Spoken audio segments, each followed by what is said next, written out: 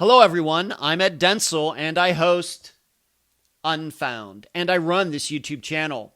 I realize you don't want to give a thumbs up to the following video until you watch it. You know what? That's totally understandable. I can appreciate that. But what you can do right now is subscribe to this channel. The button is right there. Thanks. The Unfound newsletter for August 2022. It's the most wonderful month of the year. And it starts off with the best day of the year. The day you're getting this newsletter, August 1st. My birthday, I'm 52, hard to believe. August 1st, 1970 was a Saturday. I was born in the morning. I came out right about on time, which is a quality that I've maintained my entire life. Never late. I share this date with Def Leppard's Joe Elliott, Public Enemy's Chuck D, and Dom DeLuise, rest in peace. Seriously, my birth date is probably the coolest thing about me. August just sounds like the best month. It's named after an emperor. I'm first, it's the first, and 1970 ends with a 0, so it kind of fits together so nicely. Happy birthday to me. By the way, I hope you're all doing well. As for what went on in July on the personal side, my disc golf performance at Worlds in Peoria, Illinois, left much to be desired. Lots of muttering, lots of hating myself, lots of swearing. 2 decent rounds, followed by 2 of my worst rounds for 2022. Very embarrassed. What does this mean for my game?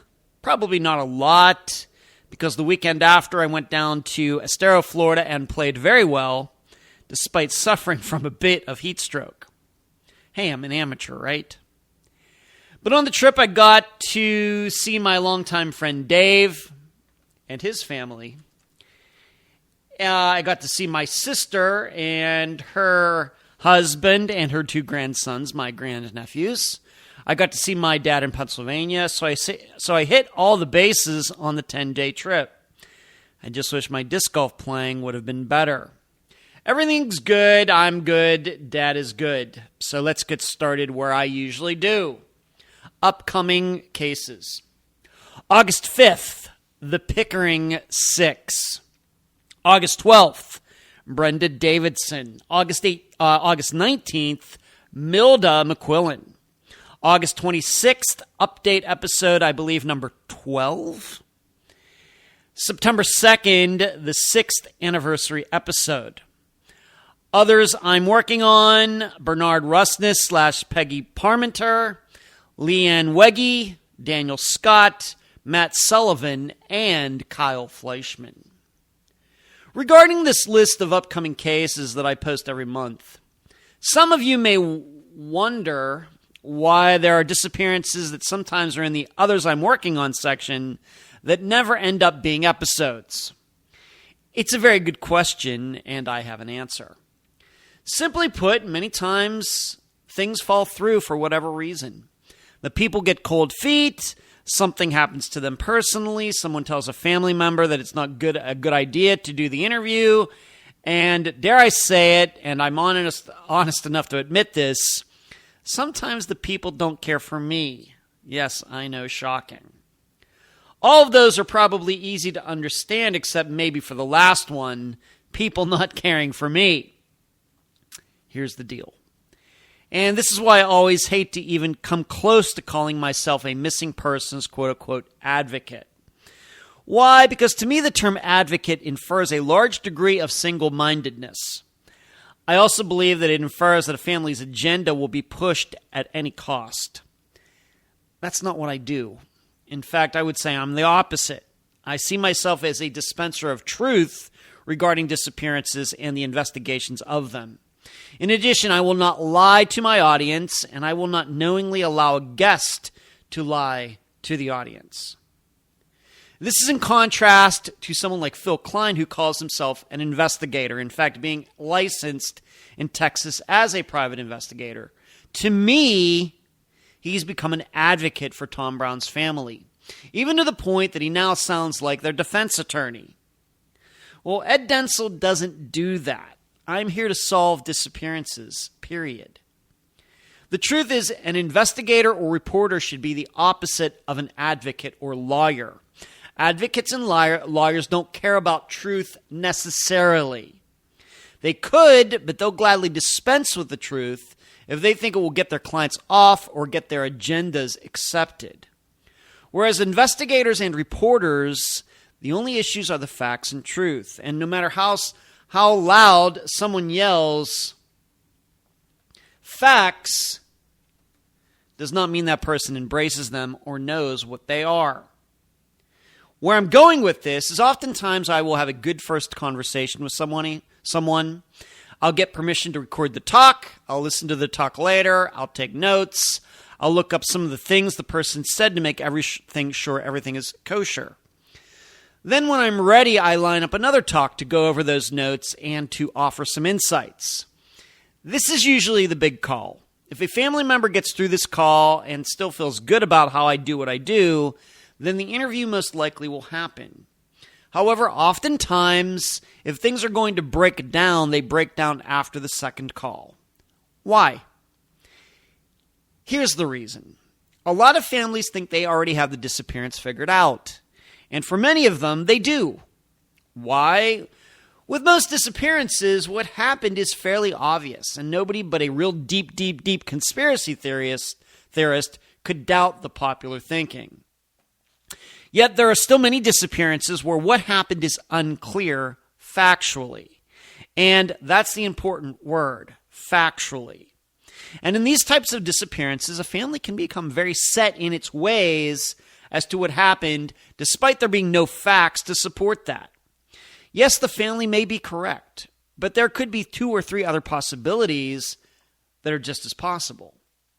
Well, as I see it, beyond reporting and interviewing, one of my jobs is education. Big surprise, right? And there is a part of me that cannot allow a family to continue to think things that could possibly not be true. And I absolutely 100% know that after the second call, some of them get off the phone and think, who the hell does that guy think he is? I know it. With every fiber of my being, I know it. Now, for many of them, and because I really don't have much trouble getting guests for the podcast, this kind of thinking seldom occurs. Let me read that again. Now, for many of them, and because I really don't have much trouble getting guests for the podcast, this kind of thinking never occurs. They love my insight from day one. They love that I care. They love that I can explain things to them. They love that I'm passionate about their particular disappearance. And really, I think they love that they know they aren't getting their asses kissed. Hey, I'm here to do work, not fool around. Then there's the group who may get off the phone after that second call and be a little ticked at me because I kindly explained to them that there are other possibilities. But eventually, once their egos subside, they realize that my heart is in the right place and I know what I'm talking about. Yes, I may come across as a know-it-all, but they eventually realize that this is no different than a doctor knowing medicine or an engineer knowing physics. These people aren't know-it-alls. They just know their topics particularly well because that's their jobs. I think that's how this group eventually comes around to thinking, hey, yeah, he's okay. Then there's that last group that can't put their egos and pride aside. Moreover, they want to be believed just because they are the aggrieved parties, even if it means they get to say some outrageous things. Well, as you know, I don't allow that on Unfound. Keep in mind, I don't necessarily care what theories a family has. I don't argue theories with anyone. However, what I try to do is open a family's mind up to other possibilities, given that the facts could be interpreted different ways. However, I know for a fact that a few family members over the past 6 years have chosen not to be on Unfound because I wasn't in lockstep with their thinking. 100% certainty. And although I feel bad about that, I'm not changing. So things sometimes fall through. Let's move on to some other topics. The Tyler North murder. This is somewhat recent news, just within the past week. It seems just when we all thought that only two people were involved in his murder, Tyler's murder, his ex-wife and her boyfriend, another player comes into the picture. Who is he? Joseph Morgan. What connection does he have to the ex-wife and boyfriend? I don't know. However, his trailer was down the hillside from where Tyler's skull was ultimately found. And Joseph has been charged with tampering with evidence and abuse of a corpse. What does this mean? What is my insight? There is nothing I've heard since the ex-wife and boyfriend got charged to believe anyone else was present in the park that night. You have to go back and listen to that episode for all the details. Certainly possible, but no facts to support that. Moreover, given what we know about what happened, Tyler was lured to that location. I'm not sure anyone else besides the ex-wife and boyfriend would have been needed to kill Tyler. So my best guess is somehow investigators discovered that Joseph had helped the other two get rid of Tyler's remains. Thus the reason that Tyler's bones were found not far from Joseph's place. Joseph most likely was a person the ex-wife and boyfriend could trust to keep his mouth shut. I'm even open to the idea that the land where they found Tyler is actually Joseph's property. Very possible. Big question, why did it take so long to charge Joseph with anything? I don't have a good answer to that. The best guess is when Tyler's remains were found, investigators decided that more than one person must have been present to dig the hole. And my guess is they ruled out Tyler's ex due to her gender and age, meaning another guy had to have helped the boyfriend, and Joseph popped up on their radar. This is only a guess, nothing more. I have no facts to support that. Another big question, when is this trial supposed to occur? Good question. I haven't heard anything. If I do, I'll let you know. Speaking of trials, Zoe Campos. A listener continues to keep me informed as to when Carlos Rodriguez will go on trial. And that date continues to be August 15th, so just 2 weeks from now.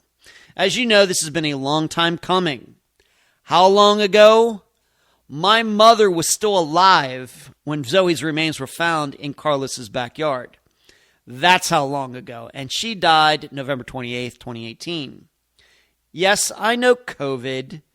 In contrast, though, Janelle Matthews' remains were found during July 2019. Steve Pankey went on trial in Colorado during October 2021, ending with a hung jury. And I should say the case against Carlos is very much more straightforward than is the one against Steve Pankey. So why has Lubbock taken so long? This is another question where I don't have a solid answer. There's nothing I've heard to explain the long time this has taken. Of course, maybe we should look at it this way. The Pankey trial ended with a hung jury. Did the prosecution go to trial too fast? There is that possibility. Meaning maybe we shouldn't look at Lubbock being too slow. Maybe Greeley, Colorado was too fast. Something to think about. Will Carlos be found guilty? Hey, I'm open to the possibility that he takes a deal before any of this gets to court. This is how guilty I think he looks, so I'm biased. But even objectively, will anybody really buy the idea that Carlos killed Zoe in self-defense or that the entire killing was an accident? I don't think so.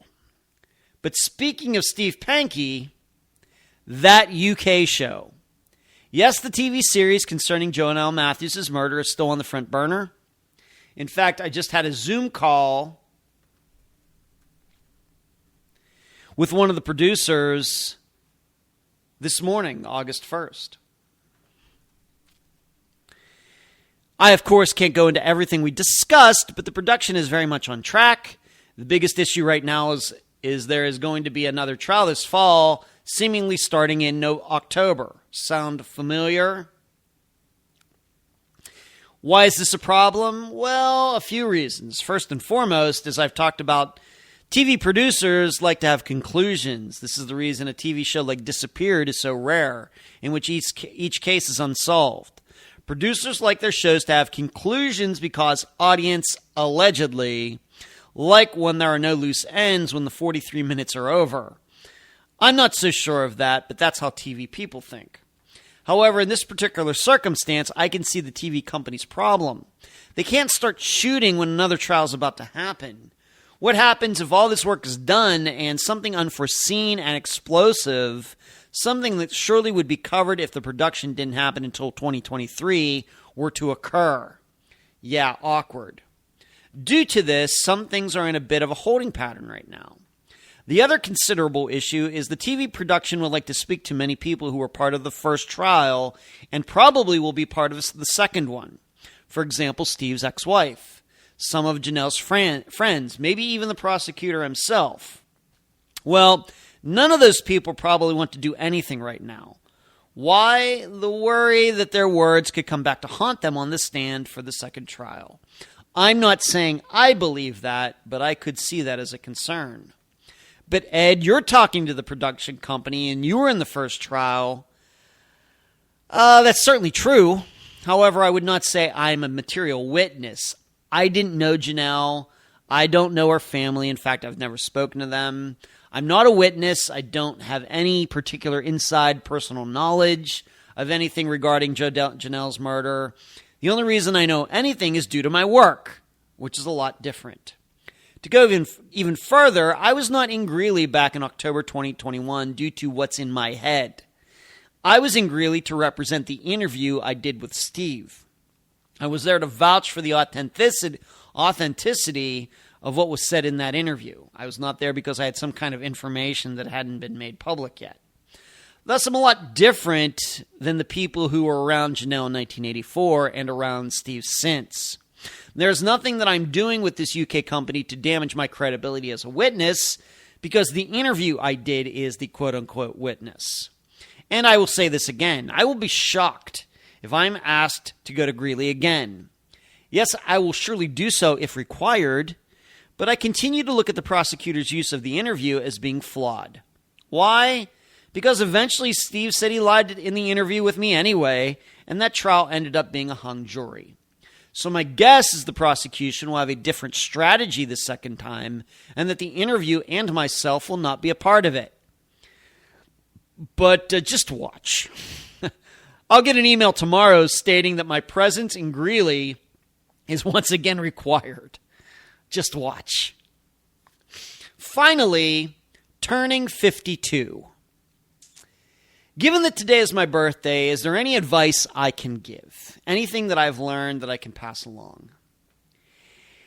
It's weird, but despite all the success Unfound has had, I still view myself as an underachiever. I think this is what continues to drive me from day to day, never taking a day off and being obsessed with doing as much work as I can with every disappearance I cover. Why do I consider myself at 52 to still be an underachiever? Well, it's kind of one of those Spider-Man things. With great power comes great responsibility. Granted, I'm not a superhero. They don't exist. However, that saying could be turned into with great abilities comes great responsibility. And I see myself as someone who has been given or who has been born with great abilities. If you don't know, and this is not to brag, trust me, this is going somewhere. There was a time going back to the 1980s when I was a teenager, when I could do no wrong. I had 140 plus IQ, I think I still do. Star baseball player, concert pianist, leads in school plays, not quite straight A's, but pretty close. National Honor Society, the Pittsburgh Post-Gazette, or maybe it was the Pittsburgh Press, which doesn't exist anymore, picked me as being one of the top 10 all-around students in Western Pennsylvania, given everything that I accomplished. The future was bright. Then the future hit, and I faltered. College was a disaster. Living at home from 1993 to 1998, not good. Moving to Vegas certainly made things better, but still, given all of my abilities, I never really distinguished myself in any way. I could have been a high school dropout and been doing what I did there. Everything I tried to do failed. Some money issues here and there, at least what I would call money issues. Failed projects, women who ignored me. Truthfully, the only thing that saved me through all of this was that I was never into drugs or alcohol. Had I been, who knows what would have happened. Because there were some very, very low times. And as my sports psychologist knows, I do bad self-talk as well as anyone. I wrote books. Nobody read them. I tried to finance an independent film. Nobody cared. The only things I could find that I did well were things that everybody else could do well too. There was no uniqueness, no exceptionalism. There was mediocrity as far as I could see. In the meantime, my friends were getting advanced degrees, building big houses, having huge families, climbing corporate ladders. Yes, having tough times too, everybody does. But they were certainly living up to their potentials, if not overachieving. However, in addition to the no drug, no alcohol policy that I've lived by since the 1990s, of course, I've never done any drugs, and I'm not 420 friendly either. The only thing that kept me from losing my mind completely was the belief that the greatness I had way back when still existed in me somewhere. And that if I kept my morality set on the idea that one day I would be able to use my abilities for good, that this feeling of underachieving would go away eventually.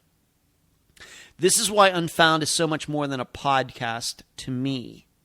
Don't get me wrong, I still feel like an underachiever, and that may never go away because my expectations are so high. Yet I also know that if I leave this earth tomorrow, I'm not sure all of you and the rest of society will view me as an underachiever. And I think that at least counts for something.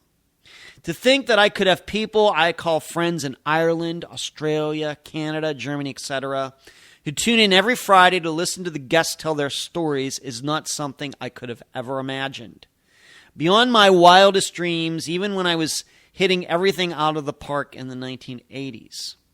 That people who have had traumatic experiences come to me for advice and help is not something I could have ever predicted. And this actually exposed abilities I never knew I had. And to know that if it all ended tomorrow, then I know that I've left a positive mark on a community that certainly needs some good news, makes it all worth it. Because in underachieving, I might have escaped a trap that too many people with outstanding abilities fall into. Being placed in jobs where the pay and everything else is spectacular, but the very day these people retire or die, it will be like they were never there. With Unfound, this is something I know will not happen, even though I know there is no 401k or anything for me. I'll never retire. I may end up on the street, but I'll never retire.